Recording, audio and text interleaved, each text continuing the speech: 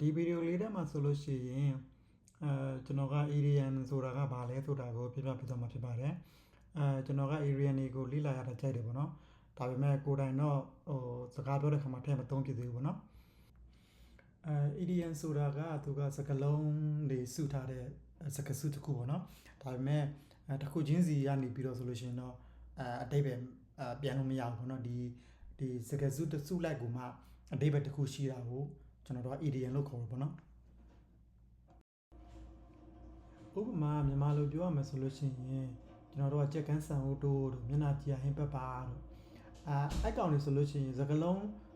တစ်ခုချင်းစီကိုသွားပြီးတော့အတိတ်ပဲပြန်လို့မရဘူးဗျာဒီစကားစုကြီးတစ်ခုလုံးကိုမှအတိတ်ပဲတစ်ခုထွက်တယ်ဟိုမှာကြက်ကန်းဆန်ဦးတိုးဆိုလို့ချင်းကန်ကောင်းသွားတာပေါ့နော်ဟိုမှာစာအုပ်မှာကြက်ကန်းဆန်ဦးတိုးသွားတယ်ဆိုလို့ချင်းစာအုပ်မှာငါကန်ကောင်းပြီးတော့ကိုကြက်တရားနဲ့တိုးသွားတယ်အဲ့လိုမျိုးဗျာအင်္ဂလိပ်စာမှာလည်းအဲ့လိုပဲဒီစကားလုံးတစ်ခုဒဲကိုသွားပြီးတော့အဓိပ္ပာယ်ကောက်လို့မရဘဲနဲ့ဒီစကားစုတစ်ခုလုံးကိုမှအခြားအဓိပ္ပာယ်တစ်ခုထွက်တာကိုကျွန်တော်တို့ idiom လို့ခေါ်ပါတော့ကျွန်တော်ဒီနေ့ပထမဆုံးပြပြသွားပေးမယ့် area ကကျွန်တော်ရမ်းကြိုက်တယ်ပေါ့နော်ခဏခဏလေးလေးလာထားတယ်ဒါပေမဲ့မိနေရဲ့အဲ့တခုကဘာလဲဆိုလို့ရှိရင် take something or someone for granted အဲ့ကောင်ကဘာအဓိပ္ပာယ်လဲဆိုတာကိုဒီဗီဒီယိုလေးထဲမှာပြပြပေးသွားမှာဖြစ်ပါတယ်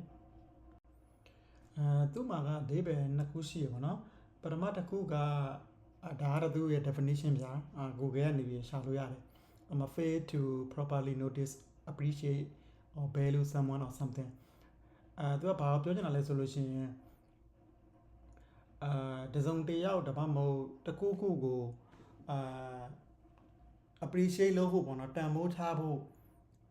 မေ့နေရပေါ့နော်ဥမာတန်ဖိုးမထားမိဘူးပေါ့နော်ဒါပေမဲ့သူတို့ဖြစ်ဖြစ်အဲ့တခုခုမရှိတော့တဲ့အချိန်ခါကျမှ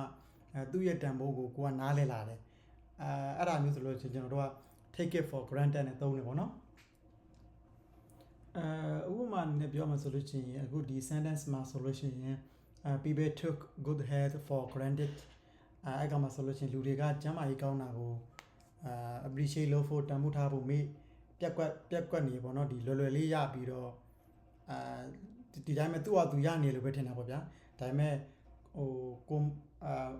မနာမကျန်းဖြစ်တော့တဲ့အခါကျမှဒီကျန်းမာတာကကို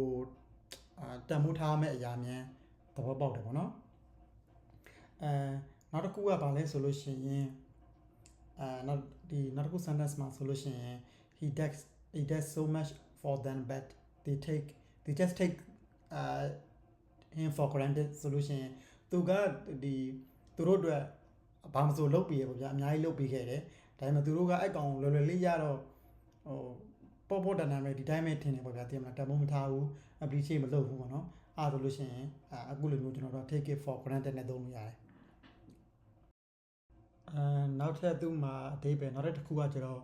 ဒီ assume something is true without questioning it and without even thinking about it အဲ့ကောင်ကဘာလဲဆိုလို့ရှိရင်ကျွန်တော်တို့ကတစုံတစ်ခုကိုအမြဲတမ်းရနိုင်မယ်လို့ထင်လိုက်တာဗျာအမြဲတမ်းမှန်းနေမယ်အဲ့ကောင်စင်းကိုမစင်စားထားဘူးအချိန်တန်ငါရမယ်ဆိုတဲ့သဘောမျိုးဆိုလို့ရှိရင်လည်းကျွန်တော်တို့က take it for granted နဲ့သုံးတယ်ပေါ့နော်ဥပမာဒီ sentence မှာဆိုလို့ရှိရင် I took it for granted that I would find the perfect job အဲ့ကောင်မှာဆိုလို့ရှိရင်ငါကအလုပ်ကောင်းတစ်ခုရမယ်ဆိုတဲ့ဟာကိုငါအမြဲတမ်းမှန်မယ်လို့ယုံကြည်ထားရပေါ့နော် I took it for granted ဆိုလို့ရှိရင်ဥပမာပေါ့နော်သူကအလုပ်ချလိုက်တိုင်းအချိန်ကာလတစ်ခုအတွင်းမှာရတယ်ပေါ့နော်2လ3လအတွင်းမှာရတယ်ဆိုလို့ရှိရင်သူကအဲ့ကောင်ကိုအမြဲတမ်းမှန်မယ်လို့ထင်ထားပါဗျာငါအလုပ်ပဲခြေပဲချာ1လ2လအတွင်းရမယ်အဲ့ကောင်ကအမြဲတမ်းမှန်မယ်လို့သူကတတ်မှတ်ထားလိုက်တာကိုသုံးမယ်ဆိုလို့ရှိရင်ကျွန်တော်တို့က